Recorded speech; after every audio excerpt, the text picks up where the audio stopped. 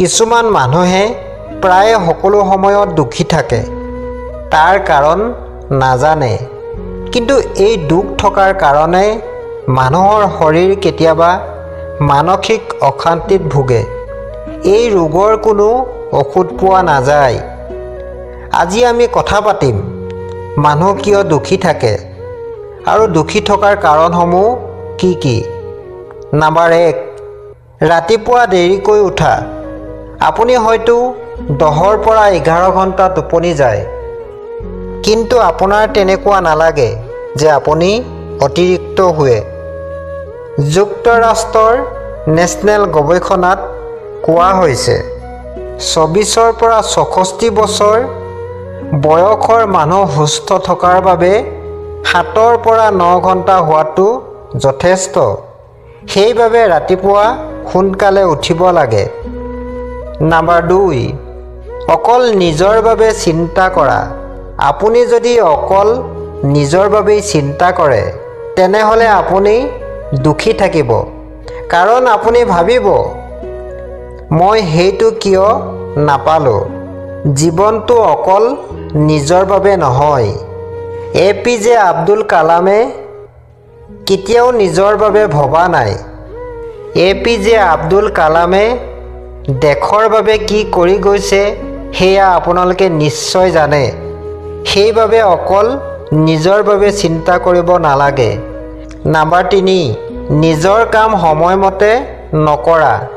আপুনি যদি এটা কাম কৰিম বুলি ভাবিছে, কিন্তু আজি কৰিম, কালি কৰিম এনেকৈ দিনবোৰ পাৰ কৰি আছে, তেনেহ'লে আপুনি দুখী থাকিব।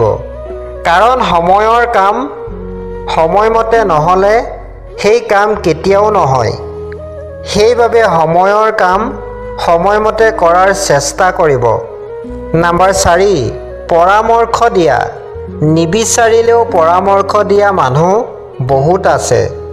আপুনিও যদি তাৰে ভিতৰত এজন, তেনেহ'লে এই অভ্যাস আজিয়ে সলনি কৰক। কাৰণ পৰামৰ্শ দিয়া ভাল, কিন্তু যাক আপুনি পৰামৰ্শ দিছে সেই মানুহজনে পৰামৰ্শ গ্ৰহণ কৰিলে নে নাই।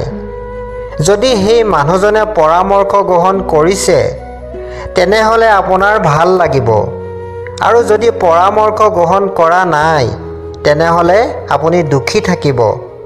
নম্বৰ 5, মানুহৰ বাবে একো নকৰা। যিবিলাক মহান মানুহ আছিল তেওঁলোকে নিজৰ বাবে একো কৰা নাই। অকল মানুহ বা দেশৰ বাবেই জীৱনটো উৎসৰ্গ কৰিছে, আৰু তেওঁলোকে এইটো কৰি বহুত সুখী। কাৰণ তেওঁলোকে জানে যে এই জীৱনটো দুদিনৰ। যদি পাৰে আপুনিও মানুহৰ বাবে কিবা কৰক। যেনে গৰীব দুখীয়াক সহায় কৰক। দেখিব আপোনাৰ মনটো ভাল লাগিব আৰু মানুহৰ বাবে কিবা এটা কৰা বুলি অনুভৱ হ'ব। নম্বৰ 6, মিছা কথা কোৱা। কিছুমান মানুহ আছে সকলো সময়তে মিছা কথা কয়। তেওঁলোকৰ কথা কোৱা নাই। আপোনাৰ নিচিনা মানুহে যেতিয়া এটা মিছা কথা ক'ব তেতিয়া আপুনি দুখী হৈ পৰিব। কাৰণ যিসকল মানুহৰ মিছা কথা কোৱাৰ অভ্যাস আছে তেওঁলোকৰ একো নহয়, কিন্তু এজন ভাল মানুহে মিছা কথা ক'লে তেওঁ নিজক দুখী অনুভৱ কৰিব। নম্বৰ 7, মানুহক বিশ্বাস নকৰা। কিছুমান মানুহ আছে যিসকল বিশ্বাসৰ যোগ্য নহয়, কিন্তু সকলো মানুহ বিশ্বাসৰ যোগ্য নহয় এইটো কথা মিছা। সেইবাবে যিসকল মানুহ বিশ্বাসৰ যোগ্য নহয় তেওঁলোকক বিশ্বাস নকৰাই ভাল। কিন্তু যিসকল মানুহ বিশ্বাসৰ যোগ্য সেইসকল মানুহক বিশ্বাস কৰিব লাগিব। নম্বৰ 8, কাৰোবাৰ পৰা সহায় নাপালোঁ। কিছুমান মানুহ আছে মানুহক বহুত সহায় কৰে, কিন্তু যেতিয়া তেওঁ বিপদত পৰে তেওঁক সহায় কৰিবলৈ এজনো নাহে, আৰু সেই সময়ত সেই ব্যক্তিজন দুখী হৈ পৰে। আচলতে সহায় কৰাৰ সময়ত তাৰ পৰা একো আশা কৰিব নালাগে। যদি কাৰোবাক কিবা দি আপুনিও তাৰ পৰা কিবা এটা পোৱাৰ আশা কৰে, তেনেহ'লে আপুনি দুখী থাকিব। সেইবাবে মানুহক সহায় কৰক, কিন্তু কিবা পোৱাৰ আশাত নহয়। নম্বৰ 9, লক্ষ্যহীন জীৱন।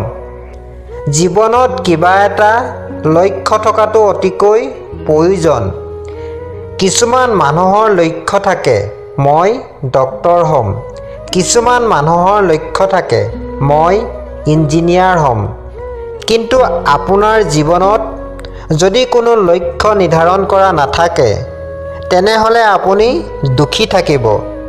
কাৰণ যদি আপোনাৰ কোনো লক্ষ্য নাথাকে, তেনেহ'লে আপোনাৰ জীৱন কোনফালে গতি কৰিব সেয়া আপুনিও নাজানে।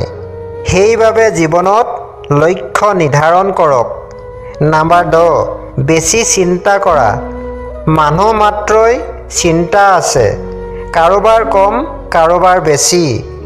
কাৰোবাৰ টকাৰ চিন্তা, কাৰোবাৰ মাটিৰ চিন্তা, কাৰোবাৰ চাকৰিৰ চিন্তা।